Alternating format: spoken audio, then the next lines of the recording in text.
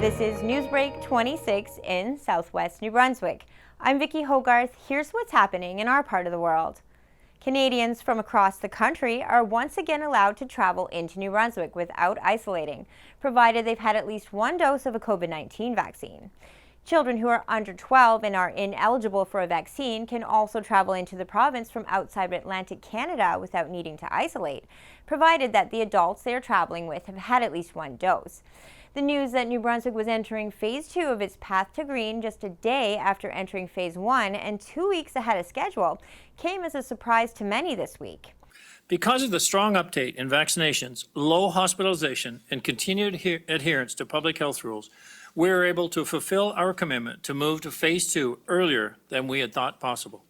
New Brunswick is indeed on the move and coming back quickly. Unvaccinated Canadians can also travel to New Brunswick but will be required to isolate for several days and show proof of a negative test. All Atlantic Canadians can now travel into New Brunswick without having to isolate or even show proof of a vaccination. We can begin to make plans for big trips and big events like weddings and family reunions. Despite the good news for travelers to New Brunswick, the Atlantic bubble isn't opening so seamlessly between the provinces this year. Nova Scotia and PEI both are setting different dates and rules to welcoming Atlantic travelers back this summer. So check each province's visiting guidelines carefully before making travel plans out of New Brunswick. We are once again glad to welcome all Atlantic Canadians with no registration.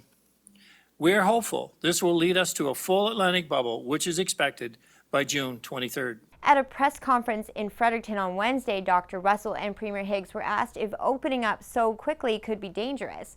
Dr. Russell said she expects cases to rise from their current levels, but anticipates that hospitalization levels will remain manageable due to the number of people who are vaccinated, both in New Brunswick and among those who will visit.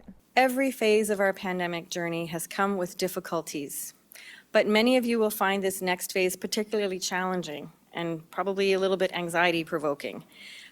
With more people moving within New Brunswick and from outside the province, there will be new opportunities for the COVID-19 virus to spread. And as you know, we have new and more contagious variants that will increase the risk of outbreaks among those who are unvaccinated or partially vaccinated. Premier Higgs said he also hoped to include Maine travelers into Phase 2 of reopening, but this can't be a reality until the federal government opens the U.S. border. Per our Phase 2 of the Path to Green, these same rules will apply to visitors from Maine once the federal government allows it.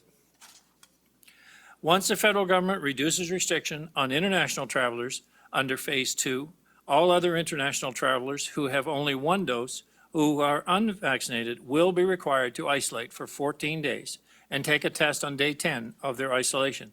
But international travelers who are fully vaccinated will not be required to isolate, again, once permitted under the federal rules. An announcement regarding a plan for a phased-in approach to opening the U.S.-Canada border is expected next week.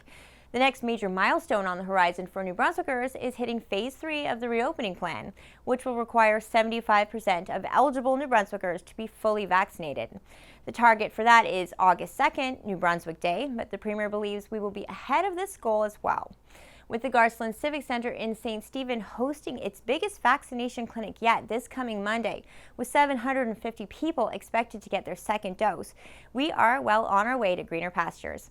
That's all the news I have for you. For more stories and live-streamed COVID-19 updates for the province, follow us on Facebook at CHCO-TV.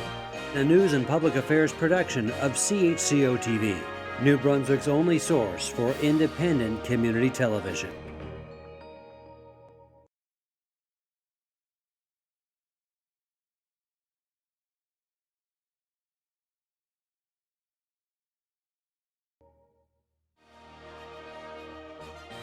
A news and public affairs production of CHCO-TV, New Brunswick's only source for